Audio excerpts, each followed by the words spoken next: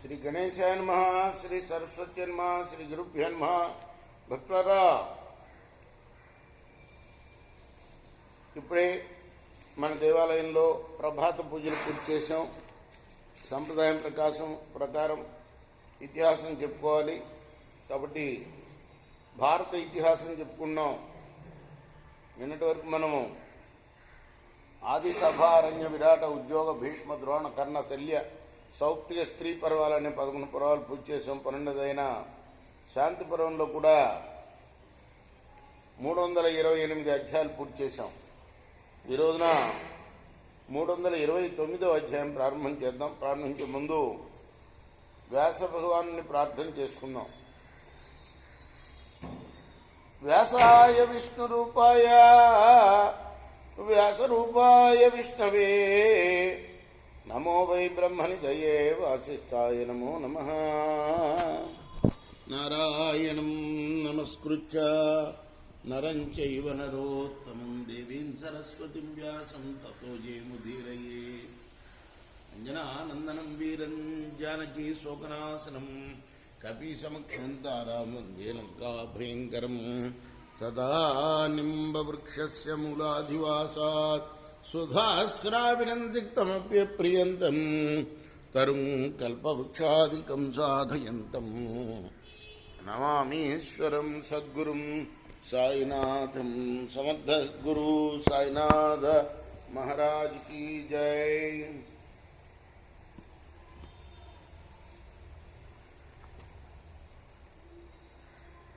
భీష్మ ఉవాచ ఏతస్మిన్నంతరే శూన్యే నారదః సముపాగమత్ సుఖం స్వాధ్యాయ నిరతం వేదార్థాన్ వక్తుమీప్సిత.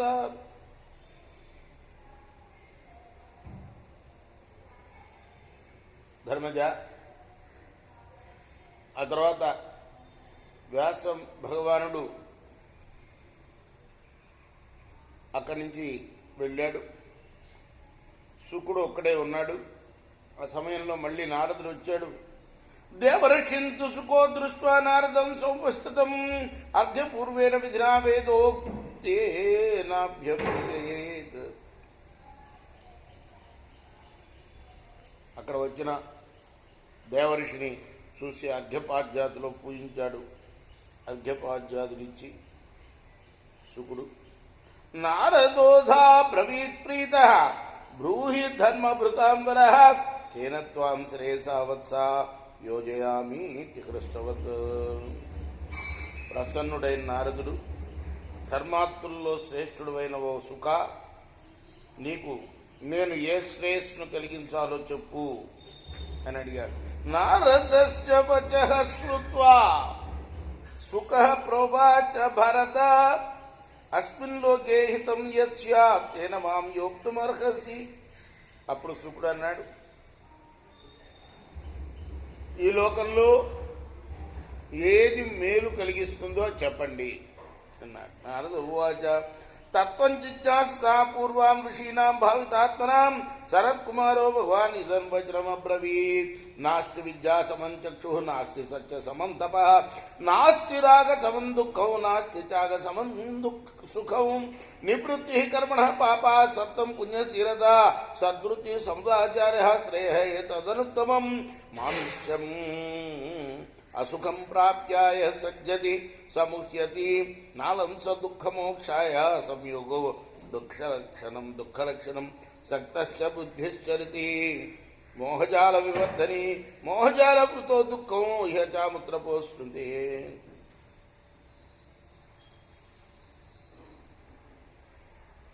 ఇదే విషయం మహర్షులు ప్రశ్నించగా సనత్ కుమారుడు ఇలా చెప్పాడు. ఆయన విద్యతో సమానమైన కన్ను వేరే లేదు,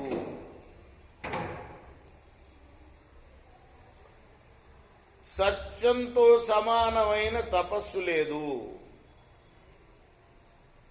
రాగంతో సమానమైన దుఃఖం లేదు, త్యాగంతో సమానమైన సుఖం లేదు.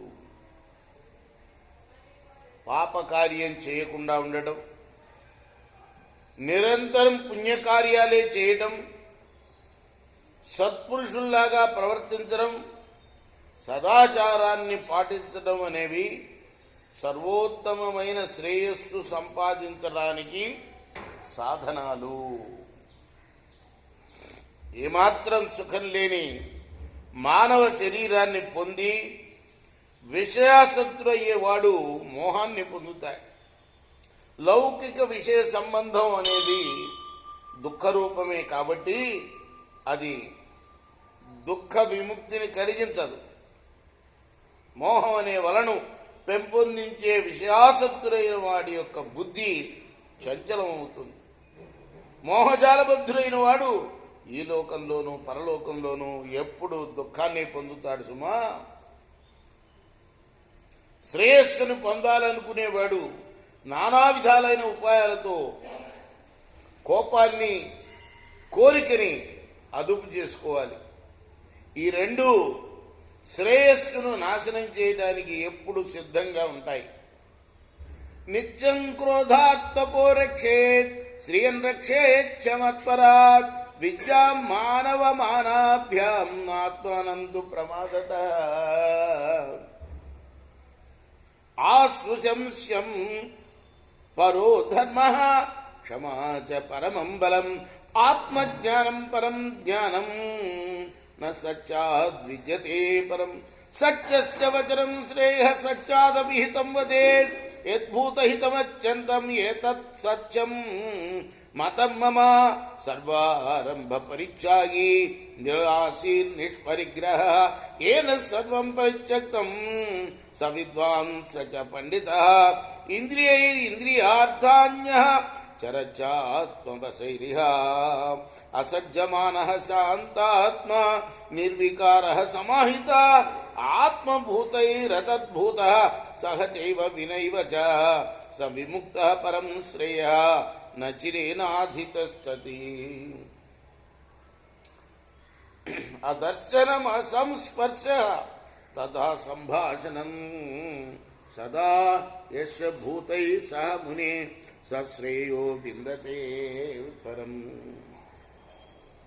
మనుషుడు నిరంతరము కూడాను తపస్సుని క్రోధాన్ని నుంచి, సంపదని అసూయ నుంచి, విద్యను మానవమానాల నుంచి, తనను పొరపాట్ల నుంచి కాపాడుకోవాలి. క్రూర స్వభావాన్ని వదలడం అన్నిటికన్నా ఉత్తమ ధర్మం సుమా. ఓర్పు అనేది అన్నిటికన్నా బలిష్టమైనది. ఆత్మజ్ఞానమే అన్నిటికన్నా ఉత్తమ జ్ఞానం సుమా. సత్యాన్ని మించింది ఏమీ లేదని తెలుసుకో. నిజం చెప్పడం అనేది అన్నింటికన్నా శ్రేష్టమైన విషయం. సత్యానికన్నా హితకరమైన మాట చెప్పడం చాలా గొప్పది. ప్రాణులకు సమధికంగా హితమైనదే సత్యం అవుతుంది. ఒక్కొక్కప్పుడు హితకరమైన మాట అబద్ధం అవ్వచ్చుగాక, కానీ అది మంచిది అవుతుంది. ఒక కథ చెప్తారు పురాణాల్లో. ఒక దొంగ తరుముకుంటూ వస్తాడు. ఒక మునీశ్వరుడు కూర్చొని ఉంటాడు. అక్కడెక్కడో పొదలో దాక్కుంటారు ఆ దొంగ బారి నుండి తప్పించుకుంటానికి మంచివాళ్ళు. దొంగ అడుగుతాడు, ఎక్కడ పోయారు ఇటు వచ్చిన వాళ్ళు అంటే ఆయన చెప్తాడు, ఆయనకి నరకం వస్తుందిట అలా చెప్పినందుకు. ఎందుకు? దొంగ వాళ్ళని చంపి వాళ్ళ మెడలో బంగారం ఎత్తుకుపోయాడు. కాబట్టి హితకరమైనదేదో అదే సత్యం. ఆ సందర్భాన్ని బట్టి సత్యం అనేది అలా ఉంటుందన్నమాట. అదే చెప్తున్నారు ఇక్కడ. ఏదైతే హితకరం అవుతుందో నా అభిప్రాయాన్ని ప్రకారం అదే సత్యం సుమా. సర్వకార్యాలు ఆరంభించడానికి సంకల్పాలని వదలాలి. ఎలాంటి కోరిక లేకుండా మనకు అప్పగించిన భగవంతుడు అప్పగించిన పనిని చేయాలి.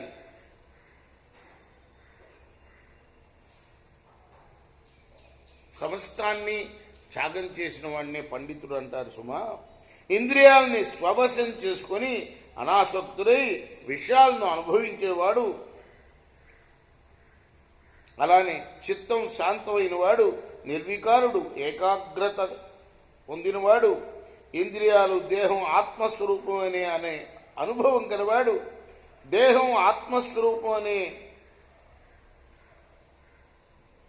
అనుభవం కలవాడు, వాటితో కలిసి ఉండి కూడా వాటితో ఏకరూపుడు కాకుండా విడిగా ఉన్నట్లు ఉండేవాడు మాత్రమే ముక్త పురుషుడు అంటారు. అతడే చాలా త్వరగా పరమశ్రేయస్సును పొందుతాడు సుమా. ఏ ప్రాణి మీద దృష్టి పెట్టనివాడు, ఎవరి స్పర్శను కానీ ఎవరి కోసం భాషణ కానీ చేయనివాడే పరమశ్రేయస్సును పొందుతాడు. రేపు మనం 18వ శ్లోకం నుండి కొనసాగిద్దాం. కృష్ణార్పణమస్తు. స్వస్తి ప్రజాభ్య పరిపాలయంతాం న్యాయేన మార్గేణ మహిమహీషా గోబ్రాహ్మణేభ్య శుభమస్తు నిత్యం. లోకాః సమస్తాః సుఖినో భవంతు. కృష్ణార్పణమస్తు. సాయి కృష్ణార్పణమస్తు.